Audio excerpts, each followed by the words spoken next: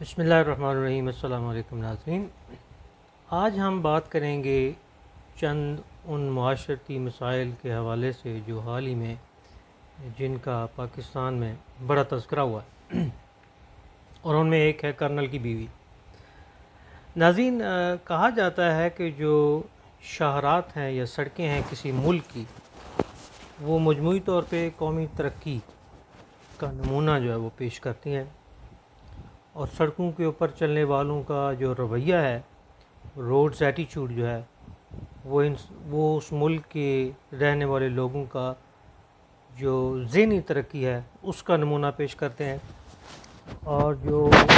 گاڑیاں اور وہیکلز لوگ استعمال کرتے ہیں سڑکوں کے اوپر، اس سے اندازہ ہوتا ہے کہ معاشی یا معاشرتی طور پہ کوئی قوم جو ہے وہ کتنی ترقی یافتہ ہے۔ میرا پچھلے 6 ماہ قبل میرا نیو یارک جانے کا اتفاق ہوا، اور میں نے وہاں پہ دیکھا کہ سڑکیں تو بہت اچھی ہیں، بہت وسیع بھی ہیں، سڑکوں پہ رش بھی ہے، لیکن اگر آپ رستہ مانگنے کی کوشش کریں تو وہاں آپ کو رستہ جو ہے وہ نہیں دیا جاتا، آپ کو زبردستی لینا پڑتا ہے۔ یہاں پہ کینیڈا میں جہاں میں رہتا ہوں، میں نے دیکھا ہے کہ جب آپ کسی بڑی شاہراہ پہ ہوتے ہیں جسے ہم ہائی ویز کہتے ہیں، تو بہت زیادہ رش بھی ہو تو آپ صرف انڈیکیٹر دینے سے لوگ آپ کو رستہ دینے کے لیے تیار ہو جاتے ہیں، چاہے آپ کا حق وہاں بنتا ہے یا نہیں بنتا۔ میں ابھی ویڈیو بنانے سے پہلے ابھی گزر کے آیا ہوں شہر سے، اور میں نے دیکھا کہ وہاں پہ ایک جگہ پہ جو سڑک ہے وہ بن رہی تھی اور وہاں پہ رستہ تنگ تھا، اور میرا وہاں پہ گزرنے کا رائٹ تھا، لیکن میں نے ساتھ دیکھا کہ ایک بوڑھی جو ہے وہ گاڑی چلا رہی ہے، تو اس نے مجھے ہاتھ کے اشارے سے کہا کہ مجھے آگے گزرنے دو، حالانکہ وہاں پہ میرا رائٹ تھا، لیکن میں وہاں پہ رک گیا اور وہ آگے نکل گئی، اور اس نے پھر ظاہر ہاتھ لا کے مجھے میرا شکریہ بھی ادا کیا۔ تو یہ ایک ایٹیچیوڈ ہوتا ہے، قوموں کا ایک رویہ ہوتا ہے جس کا اظہار جو ہے ہم روڈز کے اوپر دیکھتے ہیں۔ یہاں پہ آپ دیکھیں کہ کینیڈا میں اگر آپ لوکل یا مقامی سڑکوں پہ بھی جائیں تو یہاں پہ کراسنگز ہوتی ہیں، روڈ کراسنگز، وہاں پہ اگر گزرنے والا صرف گزرنے کا ارادہ کر لے اور وہاں پہ اشارہ نہیں بھی لگا ہوا، اور بعض اوقات وہاں پہ اس کا رائٹ نہیں بھی ہے، تو لوگ رک جاتے ہیں اور پیدل چلنے والے کا احترام کرتے ہیں اور اس کو گزرنے دیتے ہیں، اور بعض اوقات نوبت یہاں تک آ جاتی ہے کہ پیدل چلنے والا کشمکش کا شکار ہوتا ہے کہ شاید اسے یہاں سے گزرنا ہے یا نہیں گزرنا، اور گاڑی والا گاڑی روک کے باقاعدہ ہاتھ بند کے ریکویسٹ کرتا ہے کہ خدا کے لیے آپ گزر جاؤ تاکہ میں گزر سکوں۔ تو یہ جو رویے ہیں مجموعی طور پہ یہ ہمارے اخلاقیات، ہماری معیشت، ہماری معاشرت اور ہماری ذہنی جو پستی یا ترقی ہے اس کا اظہار ہوتے ہیں۔ پاکستان میں 90 کی دہائی میں ایک پجارو کلچر جو ہے وہ چلا۔ پہلی بات تو یہ ہے کہ پاکستان میں عموماً ہوتا ہی ہے کہ بڑی گاڑی یا بڑی وہیکل جو ہے وہ اس کو عموماً امارت، طاقت اور برتری کا معیار سمجھا جاتا ہے۔ آپ سوشل میڈیا پہ دیکھیں گے کہ ہمارے اکثر معذرت کے ساتھ ان پڑھ قسم کے نوجوان گاڑیوں کے ساتھ جو ہیں وہ تصاویر بنا کے لگاتے ہیں، اور وہ ایک اس قسم کا شو اپ کا ایک ایٹیچیوڈ جو ہے وہ مجموعی طور پہ پایا جاتا ہے۔ یہ جو برتری کا اظہار کرنا ہے اصل میں اس طرح کی چیزوں کے ساتھ، کوٹھی، کار، بنگلہ، مقام، آپ کی ذاتی حیثیت، آپ کی نوکری، یہ ہمارے اندر ہندوانہ جو ایک رسمیں چلی آ رہی ہیں جس میں کہ قوموں کو 3-4 درجوں میں تقسیم کیا جاتا ہے، یہ اس کا ایک نتیجہ ہے۔ لوگ اس کو شاید اگر غور سے دیکھیں گے تو ان کو سمجھ میں آئے گا، جبکہ مسلمان یا جو اسلام ہے، میں ابھی ایک حدیث کا مطالعہ کر رہا تھا کہ وہاں بڑی مقبول حدیث ہے کہ گورے کو کالے اور کالے کو گورے پر کسی قسم کی فوقیت نہیں ہے سوائے تقویٰ کے۔ تو ہم دینی لحاظ سے مسلمان تو ہیں، لیکن معاشرتی طور پہ آج بھی ہمارے اندر جو رویے ہیں وہ ہندوانہ پائے جاتے ہیں۔ ہم ایک دوسرے کو کسی نہ کسی طرح سے نیچا دکھانے کی کوشش میں ہوتے ہیں، اور خصوصاً اپنی ذاتی حیثیت سے نیچے دکھانے کی کوشش کرتے ہیں۔ تو میں بات کر رہا تھا 90 کی دہائی میں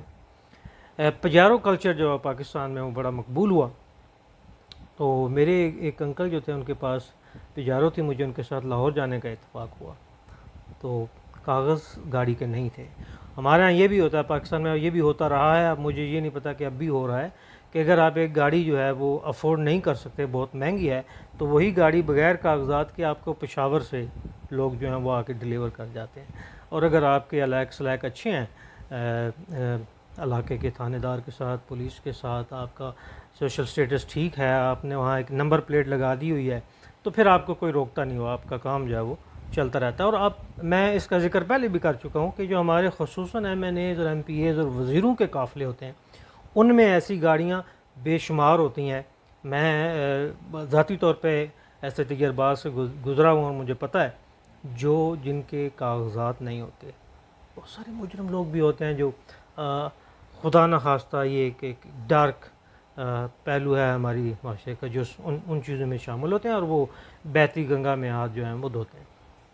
تو 90 کی دہائی کا ذکر کرا, تو وہ میرے انکل کے پاس پجارو تھی, اس کے کاغذات نہیں تھے. تو ہم لاہور گئے, تو جاتی دفعہ ہم گزر گئے, آتی دفعہ راوی پل پر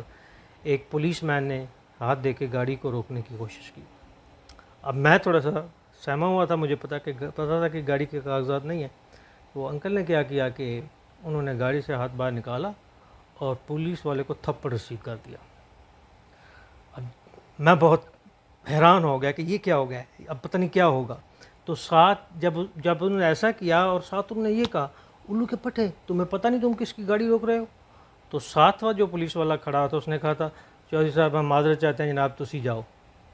میں حیران اور پریشان.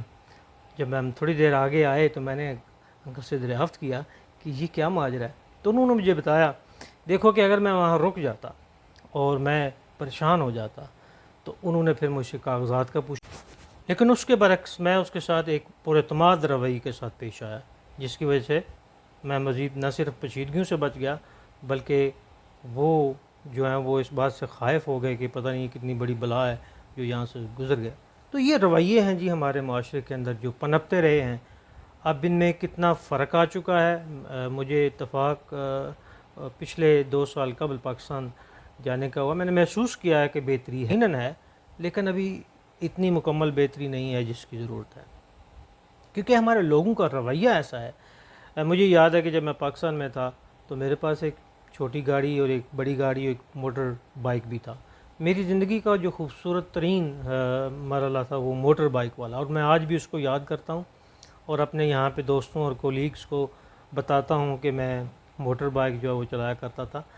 2-3 دفعہ میں اس سے گرا بھی, تھوڑا سا حادثے کا بھی شکار ہوا, لیکن مجھے وہ بہت اچھا وقت لگتا ہے. تو میرے دوست مجھے کہا کرتے تھے, اکثر لوگ ملنے والے کہتے تھے, سر کہ اگر دیکھو جی آپ موٹر سائیکل پہ بیٹھ کے گزر رہے ہو نا, تو لوگ آپ کو دیکھتے بھی نہیں, اور اگر آپ ایک اچھی گاڑی سے پر بیٹھ کے گزر رہے ہو تو لوگ آپ کو سلام کرتے ہیں. تو یہ ایٹیچیوڈز ہیں, یہ رویے ہیں جو ہمارے معاشرے میں بہت سارے منفی رجحانات کو جنم دیتے رہے ہیں. میں ایک دفعہ مجھے یاد پڑتا ہے کہ ہمارے ہاں جب نئی نئی موٹر وے پولیس آئی, تو میرے جیسے پڑھے لکھے لوگوں کو یہ بڑی خوشی ہوئی کہ ہم نے سنا کہ جی موٹر وے پولیس جو ہے وہ رشوت نہیں لیتی. الحمدللہ میرے 2-3 شاگرد اس وقت بھی موٹر وے پولیس میں جو ہیں وہ کام کر رہے ہیں, اور مجھے امید ہے کہ وہ رشوت نہیں لیتے ہوں گے. تو میرا جیلم جانے کا اتفاق ہوا, اور جو لوگ یہاں پہ جیلم جاتے ہیں یا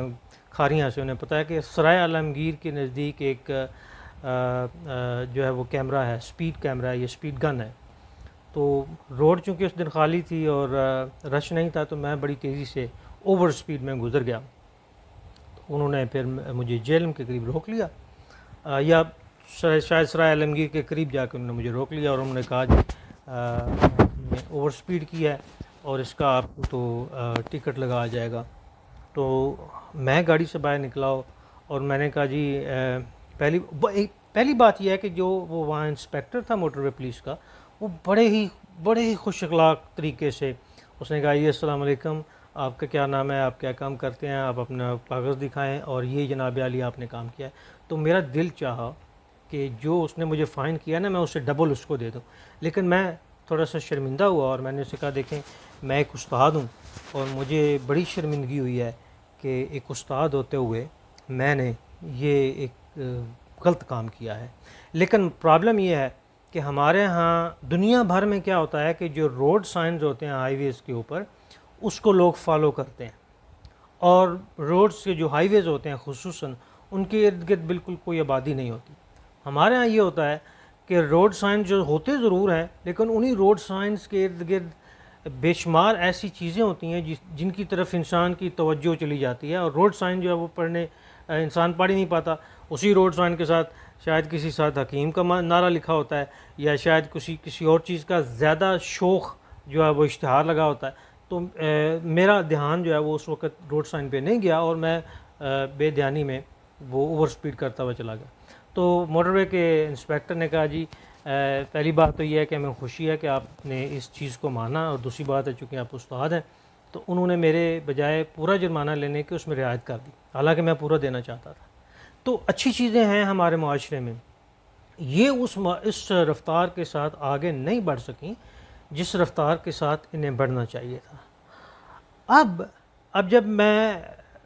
یہ جو چیز ہے نا جی سوشل سمبل جو ہم سمجھتے ہیں گاڑی کا ہونا اور ایک اچھی گاڑی کا ہونا، میں وہاں پاکستان میں جتنی دیر میں تھا رہا، اور میں نے آپ کو بتایا کہ میرے پاس بائک بھی تھا، 2 گاڑیاں بھی تھیں. میں جب یہاں کینیڈا میں آیا تو میں نے دل میں یہ وعدہ کیا کہ میں نے گاڑی نہیں لینی، میں نے پیدل چلنا ہے. کیونکہ وہاں پہ آپ پیدل چل رہے ہو نا، گاڑی سے نکل کے بازار میں پیدل جائیں تو آپ ملنے والا آپ کو کہتا ہے جی چودھری صاحب بھائی پیدل ہی جاندے ہو پہ، سر جی آج تسی پیدل ٹر دے ہو پہ. یعنی وہاں پہ لوگ جو ہیں، میں پچھلے سال پاکستان گیا اور میں گھر سے ہمارے گاؤں سے سڑک تک کوئی غالباً 1 کلومیٹر کا بھی فاصلہ نہیں ہے، تو میں نے 2-3 دفعہ ایسا کیا کہ پیدل واک جو ہے مارننگ وہاں جانے کی کوشش کی. حالانکہ گاڑی کی سہولت تھی تو رستے میں جاتے ہوئے کم از کم ہر دفعہ 2-4 لوگ ضرور پوچھتے تھے موٹر سائیکل والے جناب بہنا جی ساڑھے نال آ جاؤ. تو یہ چیزیں ہیں جی. تو جب میں کینیڈا میں آیا تو میں نے یہ سوچا جی میں نے یہاں گاڑی نہیں لینی، میں نے یہاں پیدل چلنا ہے تاکہ میری جو جسمانی صحت ہے وہ ٹھیک رہے. ایک تو میں جب یہاں پہ آیا تو میری توند اچھی خاصی بڑھ چکی تھی گاڑی کی وجہ کے استعمال کی وجہ سے. تو یہاں پہ کیا ہے، یہاں پہ لوگوں کے پاس ایسی گاڑیاں یقین کریں جن کا آپ نے نام بھی نہیں سنا ہوگا، اور لوگ بالکل بھی گاڑی کو سوشل سٹیٹس سمبل نہیں سمجھتے. میرے باس نے مجھے 2-3 دفعہ دفتر جاتے ہوئے پیدل دیکھا، اور ایک دفعہ وہ گاڑی سے اتر گئے اور مجھے کہنے لگے یار تم کتنے خوش قسمت آدمی ہو، how lucky person you are. میں نے کہا جی وہ کیسے؟ کہ تم پیدل چل سکتے ہو. یار میرے پاس اتنا وقت نہیں ہے، میں اتنی دور سے آتا ہوں، میں پیدل چل کے دفتر نہیں آ سکتا، اور پھر میری مصروفیات ہے کہ مجھے یہاں سے وہاں اور ادھر سے ادھر اور شہر سے دوسرے شہر جانا پڑتا ہے. تو you are very lucky person. تو پیدل چلنے والے کو خوش قسمت سمجھا جاتا ہے. اور سائیکلنگ کا بھی جو ہے وہ آج کل یہاں پہ کافی رواج ہے، جو ینگ جنریشن ہے وہ سائیکلنگ بھی کرتی ہے. اب ہم آتے ہیں جناب کرنل کی بیوی والے مسئلے کی طرف. یہ کرنل کی بیوی کو کیا ہو گیا؟ اب یہاں پہ ہم ایسا کریں گے کہ اگر ہم صرف کرنل کی بیوی کا موضوع لے کے بیٹھ گئے تو یہ لوگ جو ہوتے ہیں نا وہ پھر وہ آرمی کو انوالو کر لیتے ہیں، یہ شاید انٹی آرمی آدمی ہے جی شاید. ہم دیکھتے ہیں کہ تمام جو افسران لوگ ہیں، افسر کلاس کے لوگ ہیں، جو گورنمنٹ کلاس کے لوگ ہیں، ایم پی ایز ہیں یا ایم این ایز ہیں یا وزیر ہیں یا اعلیٰ افسران ہیں، ان کی بیویاں یا اس قسم کے لوگ، ہوتا یہ ہے ہمیں دیکھنا چاہیے، تھوڑا سا انصاف کرنا چاہیے لوگوں کے رویوں کے ساتھ غور سے، اس سے پہلے کہ ہم بالکل ان پر طنز و تشنیع جو ہے وہ شروع کر دیں. ہمیں سوچنا چاہیے کہ ایسا ہو کیوں رہا ہے. نفسیاتی طور پہ ٹو بی ویری آنیسٹ میں آپ کو ایک بات بتا دوں، یہ ہمیں غصہ کیوں آتا ہے. پہلی بات تو یہ ہے کہ ہم میں سے اکثر لوگ جو ہیں وہ اوور ویٹ ہیں اور اوبیس ہیں، موٹے ہیں، ضرورت سے زیادہ وزن ہے، یہ غصے کا باعث بنتا ہے. دوسری بات یہ ہے کہ ہمارے ہاں چاہے وہ بیویاں ہیں یا خامن ہیں، خامد بیچاروں کو تو کچھ نہ کچھ مولک مل جاتا ہے. خصوصاً آرمی میں ہمارے لوگ جو ہیں وہ بڑی اور سخت جان ہے، اور بڑی بڑی وہ قوم کے لیے ایسے محاذ پر ہیں جہاں پہ عام آدمی کے جانا بھی جو ہے وہ اتنا آسان نہیں ہے. تو ان کو فزیکل ایکٹیویٹی کا، جسمانی ایکٹیویٹی کا موقع ملتا ہے، بیویوں کو نہیں ملتا، لہذا غصہ جو ہے وہ جمع ہوتا جاتا ہے. تیسری بات یہ ہے کہ ہم لوگ جو ہیں اپنی خوراک میں سالٹ کا کچھ جو استعمال ہے نا، اور ہماری کچھ خوراک بھی ایسی ہے کہ جو ہمارے اندر ایسے مزاج کو جو ہے وہ پیدا کرتی ہے جس سے ہمیں غصہ آتا ہے. اور ایک اور بات یہ بھی ہے کہ جب انسان 40 سے اوپر چلا جاتا ہے نا، 45 سے اوپر چلا جاتا ہے، تو اس کو ویسے ہی تھوڑی تھوڑی ہر بات پہ غصہ آنا شروع ہو جاتا ہے. وہ سمجھتا ہے کہ جی جو میں کر رہا، جو ہو رہا ہے وہ میرے سٹینڈرڈ کے، میرے معیار کے مطابق نہیں ہو رہا ہے. تو ایک تو یہ بات بھی ہے. کچھ ہمیں وراثت سے بھی یہ چیزیں ملتی ہیں، کچھ مسائل ہوتے ہیں. اگر آپ کی فیملی میں لوگ ڈائبیٹکس ہیں، بلڈ پریشر کا شکار رہے ہیں، تو وہ بھی ان چیزوں کا تو ہمیں جائزہ لینا چاہیے. کسی بھی شخصیت کے اوپر طنز شروع کرنے سے پہلے کچھ چیزوں کا جائزہ لینا چاہیے کہ ہمارے معاشرے میں اوور آل کیفیت کیا ہے. غصہ بہت ہے، بے روزگاری ہے، مایوسی ہے، عدم تحفظ ہے، عدل نہیں ہے. تو غصہ ویسا ہی جو ہے نا اور حکومت کی کارکردگی سے لوگ، کسی بھی حکومت کی کارکردگی سے لوگ مطمئن نہیں ہیں. اور ظاہر ہے اس طریقے سے ملک میں ڈیولپمنٹ یا تبدیلی نہیں آ رہی جس طرح آنی چاہیے. تو غصہ جو ہے وہ ایک اجتماعی ہمارا رویہ بن گیا ہوا ہے. لیکن پاکستان میں جو خصوصاً افسران کی بیویاں ہیں ان میں غصہ ہے، اس کی ایک وجہ یہ بھی ہے کہ ایک تو خصوصاً آرمی میں جو ہیں وہ خاوند جو ہیں وہ بیویوں سے دور ہوتے ہیں. تو اس وجہ سے بھی جو ایک معاشرے کے اندر، گھر کے اندر ایک خلا ہوتی ہے، اس سے انسان جو ہے وہ اپنے اعصاب پر قابو نہیں رکھ پاتا. کچھ ہمارے اندر فیملی سٹرکچر جو ہے وہ دن بدن خصوصاً ہائی کلاس میں یہ زوال پذیر ہو رہا ہے. جب آپ ایک فیملی میں رہتے ہیں، جب آپ اپنوں کے ساتھ رہتے ہیں، تو آپ کا بہت سارا جو غصہ ہے نا وہ کم ہو جاتا ہے اور آپ کی طبیعت کافی بہتر ہوتی ہے، اور پھر آپ کا ایٹیچیوڈ باہر جا کے لوگوں سے بہتر ہوتا ہے. دوسری بات یہ ہے اس کے علاوہ پاکستان میں کہ ایک باسی ایٹیچیوڈ پایا جاتا ہے، چاہے وہ خامن ہے چاہے وہ بیویاں ہیں. جن کے پاس تھوڑا اختیار ہے، وہ کسی بھی سول میں ہیں، آرمی میں ہیں یا حکومت میں، وہ کہتے ہیں جی ہم باس ہیں. پھر چونکہ ان کے پاس گھر میں ملازم ہیں، ان ملازموں کے ساتھ ان کا ایک ایسا ایٹیچیوڈ ہوتا ہے کہ وہ جس طرح سے پیش آتے ہیں، تو اس کا وہ اس قدر عادی ہو گئے ہوتے ہیں کہ جب وہ باہر معاشرے میں جاتے ہیں تو وہ اسی رویے کو وہاں پہ بھی جاری رکھنا چاہتے ہیں. اور تیسری بات یہ بھی ہے ہمارے ہاں پاکستان کے حوالے سے کہ جو اس طبقے کے لوگ ہیں یا عموماً جو لوگ ہیں جن کے پاس اختیارات کی ذرا فراوانی ہے یا دولت کی فراوانی ہے، وہ سمجھتے ہیں جی کہ وہ ٹھیک ہے، جو کام وہ کرتے ہیں بس وہ ٹھیک ہے،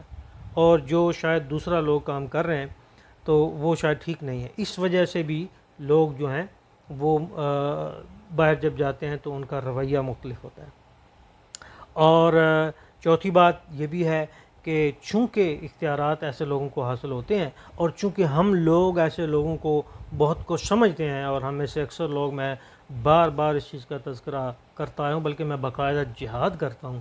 خدا کے لیے کہ یہ جو ہمارے حکومت میں لوگ ہیں، چاہے وہ وزیر ہیں، مشیر ہیں، ایم این ایز ہیں، کچھ بھی ہیں، یہ ہمارے ٹیکس کی رقم پر ہمارے ملازم ہیں. انہوں نے عہد کیا ہوا ہے، انہوں نے قسم اٹھائی ہوئی ہے، انہوں نے حلف لیا ہوا ہے ہماری خدمت کا. تو ان لوگوں میں یہ ہوتا ہے کہ جی ہم سب کچھ کر سکتے ہیں، اور جب ہم سب کچھ کر سکتے ہیں تو باقی لوگ ہمارے سامنے بے باس ہیں، کیونکہ باقی لوگ بھی انہیں ایسا ایٹیچیوڈ دیتے ہیں کہ وہ جدھر جائیں گے یس سر یس میم، یس سر یس میم. تو وہ سمجھتے ہیں کہ بس جو جناب ان کے پاس ہے وہ کسی کے پاس نہیں. آپ کو پتہ ہے ہمارے ہاں وہ ایسا کلچر پایا جاتا ہے کہ ایک ایم پی اے ہوتا ہے، ایک ایم این اے ہوتا ہے، اور 10 گاڑیوں پہ اس کی نمبر پلیٹ لگی ہوتی ہے جی ایم پی اے. جو اس کے بھتیجے ہیں، اس کے بھانجے ہیں، وہ پورا خاندان ایم پی ہوتا ہے، پورا خاندان ایم این اے ہوتا ہے جی. اور اس گاڑی کو پتہ نہیں پاکستان میں یہ پلیٹ کلچر کب ختم ہوگا. اور جس کے پاس جو کوئی پلیٹ نہیں لگا سکتا وہ صحافی کی پلیٹ لگا کے دندناتا پھرتا ہے، اور وہ سمجھتا ہے کہ مجھ سے پوچھ گچھ نہیں ہوگی. تو یہ چیزیں ہیں جو ان چیزوں، ان واقعات کا بنیادی سبب بنتی. اب ہم آتے ہیں جو ہماری پولیس ہے اس کی طرف. یقیناً پولیس کا کوئی ایسا نظام ہوگا جس میں وہ ان کی ٹریننگ کرتے ہوں گے، یقیناً کچھ رولز اور ریگولیشن بھی ہوں گے، کچھ قوانین بھی ہوں گے. سب سے پہلی بات تو یہ ہے کہ پولیس والا جب کسی کو روکتا ہے، وہ سڑک پہ روکے یا کسی اور جگہ پہ یا کسی جگہ پہ بھی، جب تک وہ آدمی کے اوپر جرم ثابت نہیں ہو رہا تھا، وہ ملزم ہے یا اس نے کچھ غلطی کی ہے، اس کی لینگویج اور اس کی باڈی لینگویج بہت مثبت ہونی چاہیے. اب جناب ہم گاڑی روکتے ہیں اور کسی غریب آدمی کو دیکھتے ہیں اور اس کو دیکھتے کہتے ہیں اوئے اور تو باہر آ. یہ جو رویہ ہے نا، یہ اس جھگڑے کی بنیادی سب سے پہلا سبب ہے۔ پولیس والے کا کام یہ ہے کہ وہ پولائٹ ہو، وہ شائستہ ہو، اور وہ اچھی زبان استعمال کرتے ہوئے، جیسے میں نے پہلے واقعہ آپ کو بتایا موٹر وے پولیس کا، یہاں پہ بھی دنیا بھر میں بھی میں ایک دفعہ میں جب نیا میں نے یہاں پہ لائسنس لیا تو میں رات کو ڈرائیو کر رہا تھا اور میں کچھ نروس تھا، اور میرے پیچھے پولیس والے جو ہیں وہ لگے ہوئے تھے، کیونکہ میری نمبر پلیٹ ابھی پرانی تھی، جو نئی والی تھی وہ اندر پڑی تھی اور میں نے چینج نہیں کی تھی، وہ مسلسل میرے پیچھے چل رہے تھے، یہاں تک میں اتنا نروس ہو گیا، انہوں نے مجھے ہارن دیا، میں رک گیا، وہ میرے پاس آئے، انہوں نے سب سے پہلے کہا hello how are you sir, جناب آپ کا کیا حال ہے، کچھ گڑبڑ لگ رہی ہے، آپ کی نمبر پلیٹ ٹھیک نہیں ہے۔ میں نے کہا جی میں نے آج ہی گاڑی لی ہے اور یہ پلیٹ میرے پاس پڑی ہوئی جی پرانی، اور ابھی میں گاڑی لے کے سپیر کو واپس آیا ہوں، صبح جا کے میکینک کو دوں گا اور وہ اس کو بدلے گا۔ اور دوسری بات ہے کیونکہ آپ میرا پیچھا کر رہے ہیں کافی دیر سے، تو میں تو ویسے ہی نروس ہوں اور مجھے پارکنگ بھی نہیں مل رہی، تو انہوں نے کہا جی وہ خاتون نے خانہ تو انہوں نے کہا جی it's okay we know we can understand that's fine you can go home. تو یہ چیز ہے۔ اور نمبر 2 پہ مجھے یہ سمجھ نہیں آتی، دنیا بھر میں بھی کہیں بھی جب پولیس اور ٹریفک پولیس کسی گاڑی چلانے والے کا چلان کرتا ہے، اس کو گاڑی سے باہر نہیں آنے دیتے۔ آپ گاڑی سے باہر کیسے آنے دیتے ہیں؟ یہ کوئی قانون ہوگا یا ہونا چاہیے کہ جب بھی آپ کسی کرنل کی بیوی کو، کسی افسر کی بیوی کو، یا کسی بندے کو، کسی شریف آدمی کو یا کسی غیر شریف آدمی کو روکتے ہیں گاڑی کے اوپر، تو اس کو گاڑی کی دروازے سے باہر نہیں آنے دیں، کیونکہ جب وہ باہر آ جاتا ہے تو پھر اس کے لیے میدان کھل جاتا ہے۔ اب آپ کے پاس اتنے ریسورسز نہیں ہیں کہ آپ اس کو کنٹرول کر سکیں، اس کو کہیں جی آپ آرام سے بیٹھیں جناب علی، اپنا شناختی کارڈ دیں، اپنا ڈرائیونگ لائسنس دیں، جو بھی کاغذات چاہتے ہیں اس کو اس کا جرم بتائیں کہ یہ آپ نے کیا ہے، یہ غلط ہے، اس کو وہیں پہ سزا دینا نہ شروع ہو جائیں، وہاں پہ عدالت نہ لگا لیں، اس کا چلان کاٹیں اور اس کو آگے بھیجیں۔ مجھے پتہ ہے آگے جا کے کچھ نہیں ہوگا، لیکن پھر وہ آپ کے نظام کی خرابی ہے۔ پولیس والے کا کام وہاں پہ عدالت لگانا نہیں ہے، اور خصوصاً میں پھر سے رپیٹ کر رہا ہوں کہ دنیا میں کہیں بھی جب روڈ کے اوپر چلان ہوتا ہے تو پولیس والا بشرطے کہ اس آدمی کو گرفتار نہ کرنا ہو، یا بعض اوقات یہاں پہ یہ ہوتا ہے کہ شراب کا ٹیسٹ لیتے ہیں تو اس کو گاڑی سے باہر نہیں آنے دیتے ہو، تو گاڑی سے جب باہر آنے دیں گے تو پھر کرنل کی بیوی تو جناب اپنا آپ دکھائے گی، وہ تو آپ کو بتایا کہ میں کرنل کی بیوی ہوں۔ اور ایک اور پرابلم یہ بھی ہے کہ چونکہ ہم پولیس والے اکثر جو ہے وہ ہوتے ہیں ٹھیک آدمی ہیں، اچھے آدمی ہیں، میں کسی بھی کو تنگ نہیں کر رہا، وہ پولائٹ نہیں ہے۔ اور دوسرا یہ کہ جب عورت کا مسئلہ پیش آتا ہے تو ہمارے پاس وومن پولیس نہیں ہے۔ اب جب وومن پولیس نہیں ہوتی تو آپ جو ہیں وہ اور بھی اس معاملے میں اخلاقی طور پہ اور پاکستان جیسے معاشرے میں آپ کی جو پوزیشن ہے وہ اسٹرانگ نہیں ہوتی، وہ کمزور ہو جاتی، اس لیے بہتر ہے کہ ایسے معاملے کو اس طریقے سے جو ہے وہ نپٹا جائے۔ پیپر ورک کریں اور اس آدمی کو جانے دیں، اور جب تک کہ کوئی ایکسیڈنٹ انوالو نہ ہو، کوئی حادثہ انوالو نہ ہو، کوئی بڑی نوعیت کا کام نہ ہو جائے، تب تک اس آدمی کو باہر نہ آنے دیا جائے۔ تو جب ہم ان چیزوں کو بہتر کریں گے، پولیسنگ کو اپنی کو بہتر کریں گے، تو ہمیں ساتھ ساتھ اپنے لوگوں کے رویوں کو بہتر کرنے کی ضرورت ہے۔ اور رویہ کیا ہے جی؟ پہلی بات تو یہ ہے کہ لوگوں کے اندر یہ خوف ہے کہ ان کو انفیئرلی ٹریٹ کیا جاتا ہے۔ وہ لوگ چاہے وہ بااثر لوگ ہیں، بااثر لوگ جو ہے ظاہر ہے اس چیز سے فائدہ اٹھاتے ہیں، عام آدمی کو ڈیفینیٹلی فیئرلی ٹریٹ نہیں کیا، یعنی انصاف کے ساتھ ان کے ساتھ رویہ نہیں کیا جاتا، اور ان کو ناجائز فائن کیے جاتے ہیں، ان سے رشوت لی جاتی ہے۔ تو ظاہر ہے اب سوشل میڈیا کا دور ہے، لوگوں کو اس خوف سے نکلنا ہے، اپنے حقوق کو جاننا ہے، اور ان کو بھی اس چیز کے بارے میں بتایا جانا چاہیے کہ ایسی صورتحال میں انہوں نے کیسے ٹیکل کرنا ہے۔ ضروری نہیں کہ ہر واقعہ آپ جی ٹی روڈ پہ جائیں یا آپ سڑک پہ جائیں یا ہائی وے پہ جائیں اس کو آپ سوشل میڈیا کی زینت ہی بنا دیں، اور پھر ظاہر ہے وہ ایک معاملہ جو ہے وہ طول پکڑ جاتا ہے۔ اور لوگوں کو خود اپنے آپ کو بدلنا ہے، اور بہت ضروری چیز یہ ہے کہ ہمیں اپنے تعلیمی اداروں میں ایسی تعلیم دینی ہے جسے ہمیں لوگوں کو بتایا جائے کہ ہمیں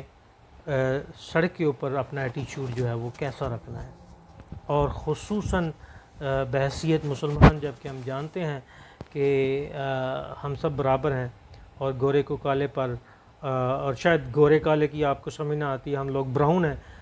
ڈارک براؤن کو لائٹ براؤن پر اور وائٹ پر، اور وائٹ کو لائٹ براؤن اور ڈارک براؤن پر کوئی فوقیت جو ہے وہ حاصل نہیں ہے۔ اپنی معاشرتی قدروں کا خیال رکھیں، پڑھے لکھے معزز جو لوگ ہیں، باریش جو لوگ ہیں، ان کے ساتھ اچھے طریقے سے پیش آئیں۔ کوئی جھگڑا ہے، کوئی مسئلہ ہے، کوئی الجھن ہے، وہ حرف آخر نہیں ہے، وہ زندگی کا آخری بارڈر نہیں ہے۔ اس کے بعد آپ نے مزید زندہ رہنا ہے، معاشرے کے اندر پنپنا ہے، اس کو انا کا مسئلہ نہ بنائیں، اور خدا کے لیے سارے مسائل کا حل یہ ہے، ایسے لوگوں کو منتخب کریں، ایسے لوگوں کو آگے لائیں قانون سازی کے لیے جو کوالیفائڈ ہیں، جو آپ کے ان مسائل کا حل جو ہیں وہ کر سکتے ہیں آنے والے وقتوں میں، اور ایسے لوگوں کی حوصلہ شکنی کریں جو معاشرے میں اس اونچ نیچ سے فائدہ اٹھاتے ہیں اور آپ کو اپنے برابر کا انسان نہیں سمجھتے، اور افسروں کی چاپلوسی خدا کے لیے ترک کر دیں، ان کے اشتہار لگانے، ان کے بیانات لگانے، یعنی ایک افسر ہے، اس کے لیے سیاسی محفلوں میں جانا، سیاستدانوں کے ساتھ بیٹھنا، یہ دنیا میں کہاں ہوتا ہے؟ وہ تو ملازم ہے، وہ تو خادم ہے، اس نے تو حلف اٹھایا ہوا ہے، وہ آپ کے اور میرے پیسوں سے کی تنہا لے رہا ہے، اور اس کو یہ حق نہیں، یہ گورے کا نظام نہیں، یہ 1920 یا 1910 کا پاکستان نہیں ہے کہ ایک افسر جو ہے وہ آئے اور سارا گاؤں نکل کے جناب سڑک پر اس کو سلامی دینے کے لیے تیار ہو جائے۔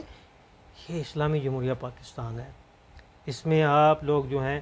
آپ لوگوں کو جو بھی فرائض دیے گئے ہیں، اس کا آپ کو ملک کے عوام کو بھی جواب دے ہونا، اور قیامت کے دن اللہ کو جواب دے ہونا۔ آئیے ہم ایسے تمام مسائل کے اوپر غور کریں، اور جو باتیں میں نے آج آپ کو بتائی ہیں ان کو اپنائیں اور ان کو سمجھیں اور اپنے رویے بدلیں۔ یقیناً یہ رویے مجھے پتہ ہے کہ ایک دم سے بدلنے والے نہیں ہیں، اور یہ بدل بھی جائیں تو تبدیلی ایک دم سے آنے والی نہیں ہے، لیکن اس کا آغاز تو کریں۔ آج ہم کریں گے، آج ہم بیج بوئیں گے، کل ہماری اگلی نسل جو ہے وہ کاٹے گی۔ پاکستان زندہ باد۔ علیکم السلام ورحمۃ وبرکاتہ۔